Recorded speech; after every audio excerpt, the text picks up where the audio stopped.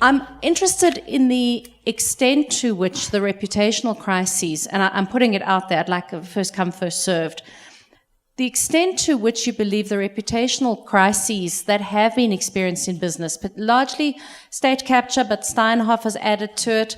We're seeing some debacles going on with EOH at the moment.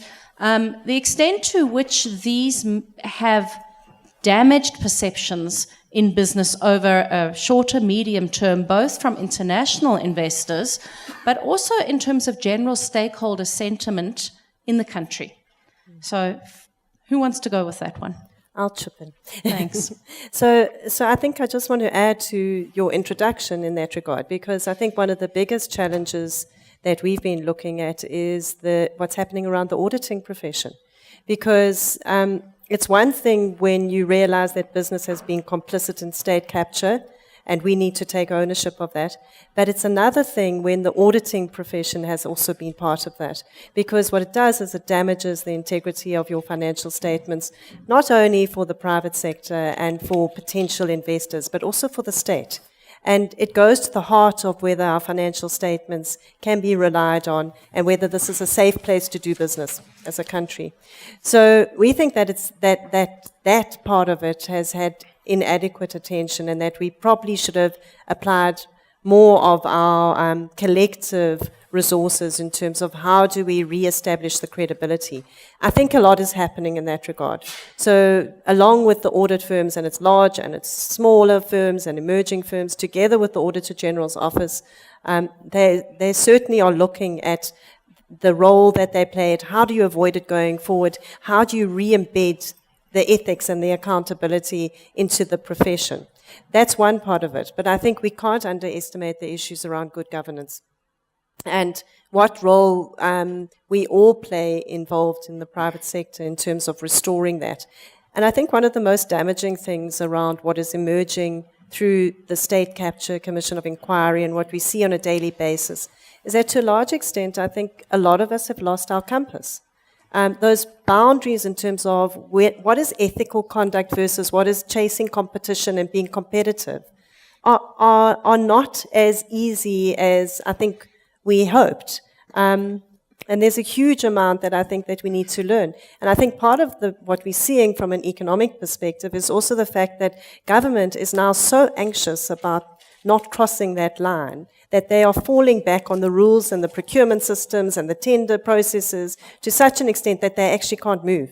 They're completely paralyzed. So it becomes irrational in application when actually what we need to be just going back to is fundamental values, good governance, and leadership in terms of how do we restore ethics and accountability. We've had a lot of these conversations, and I see Rabbi Gideon Pogrund at the back there, who heads up our business ethics and governance think tank, and Michael, you're very involved there. I guess the question is, in running, let's be very binary and suggest that you could take a lot of business and go good business, bad business. And generally, it's good business that chooses to sit here. So the danger of the ethics think tank is that the businesses that are really concerned are the ones talking to each other, and the ones that actually we need to be worrying about are not actually in the room. But I'm interested in hearing from Themba and Lungisa and Michael, if you're keen to say something on it, around the extent to which business as a collective need to go and try and re-establish credibility, or is it going to be enough to put your heads down and say, look, we're focusing on running good business in our own organizations, and that's all that's needed? Does business have to work harder to justify its space in our stakeholder landscape in South Africa? Can I Please respond? The first problem, which is a very bad way to start a statement, but the first problem that South Africans have, we sometimes come across like a lot of people who are bored. In this sense,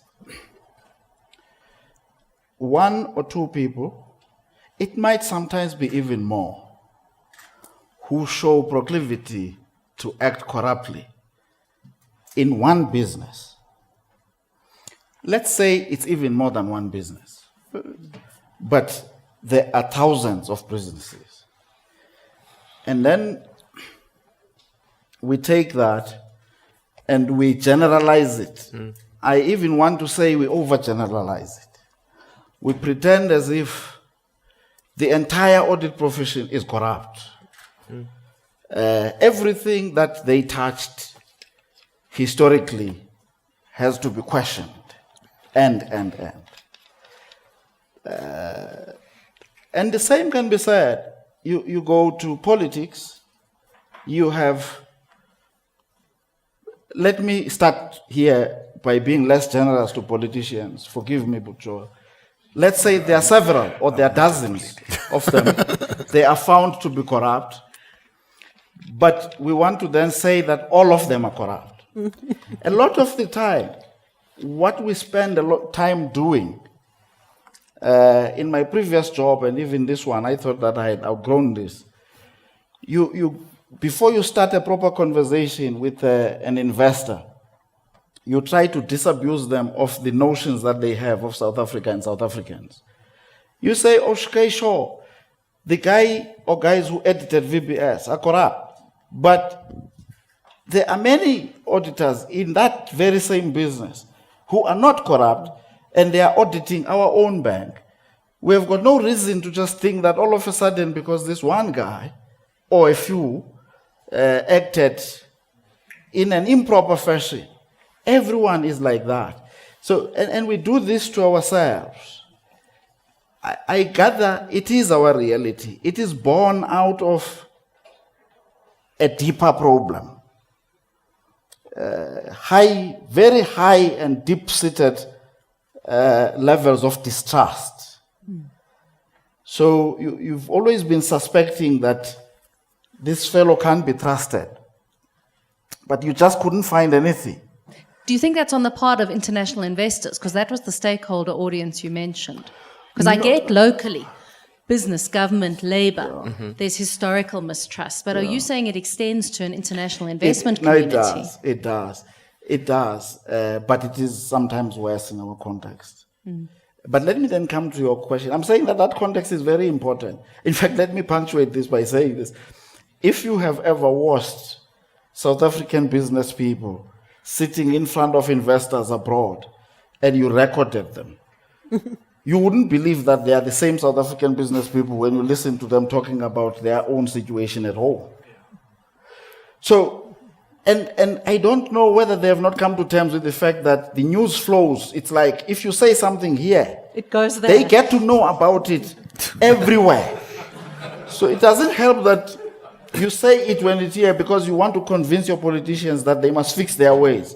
Then when you get there, they say, no, they are not all that bad. I mean, I listened to Mr. Netshitenzhe, I find him to be a fine fellow. No, that doesn't work. You must tailor your message when you are at home. Don't exaggerate things. Be calm, be measured. Don't hide corruption. Don't get me wrong when I say this. Don't hide corruption. Don't understate it or underplay it. State it. But don't say that everyone is corrupt when you know that some are corrupt. Because to recover from that and begin to say, no, actually I meant that only some, but just to make the point, I had to say all of them are.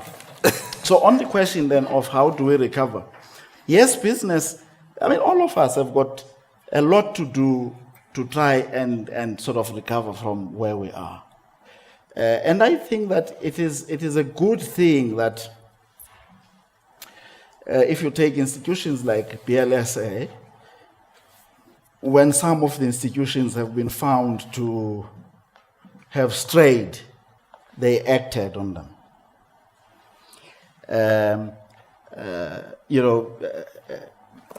I've had doubts sometimes that they act in haste, though. I mean, you always have to engender this notion of due process when you're in a democracy, when you are in a constitutional state. Lungisa gets caught doing something wrong. You don't just quickly say Standard Bank are a bunch of crooks. You must have due process and can have it very quick. Just do it quickly and deal with it. Because if you just act like it's a term I hate, but I can't think of a better phrase here on stage, like a kangaroo court, simply because public sentiment appears like it favors that. You just paint them with a brush. You will have a problem repeating the precedent you have set. When confronted by a similar situation yourself, you start to say, but where do I stop with this kind of approach? So we've got to, all of us, cleanse ourselves. We've got to act, one, be precise to condemn the kinds of behavior that we don't want. Confine them, though, to where you have found them. Until such time that there is evidence to confirm that the phenomenon is broader than what you thought. Single. Be decisive, but follow due process in dealing with misdemeanors in government, in business, and everywhere. For instance, I mean, I lament in my case the notion we have in our politics that we stretch this thing that you are innocent until proven guilty. It doesn't matter sometimes, there's just enough. Now, I may sound like I'm contradicting myself here, but there are ways to test that this particular allegation has damaged this person. It doesn't matter that in a court of law where you have got to prove beyond reasonable doubt, you might fail to prove. But this person, in this particular role, has suffered sufficient damage that they can no longer, with credibility, play the role. Yeah. Get them out of the way. We don't know who you're speaking about, eh? Lungisa's talking metaphorically. I'm talking in general terms. But what I'm going to take Themba and then Joel's comment. But what I do hear you say is let's not conflate a halo effect where one actor does something and we then go, right, all banks, all this, all that are in the same position, but at the same time we do need decisive measures. When we get to a point we can't keep going round and round. Precisely. Themba, you had a comment. Yeah, I think we need shared common values that are well understood, but also measurable. So you can't just put up a set of common value system or shared values that people must abide by. There has to be a mechanism to measure that. I wonder, within the context of the think tank, whether the people that attend the ethics training are the kind of people that you would say have sufficient gravitas within their organizations, first to take those ethical conduct issues and make them very well known at board level, at exco level, and at the senior level, before it filters down to the people who are doing the work. So I've got that question mark. Maybe you can help me, Rabbi, in terms of the people that come through to attend that kind of training. But at the end of the day, one of the key things that you might consider to be ethical when you are dealing with one particular decision point in your life, you may find that it is not ethical to someone else. So unless it's properly defined, unless it's spoken about openly. And so I understand the trust deficit issues that we face. There's definitely no doubt that there's a trust deficit when labor confronts business, when business deals with government and general community, civil society. That trust deficit is a function of our past. And I think we've been in denial for too long about what it means and how it manifests in reality.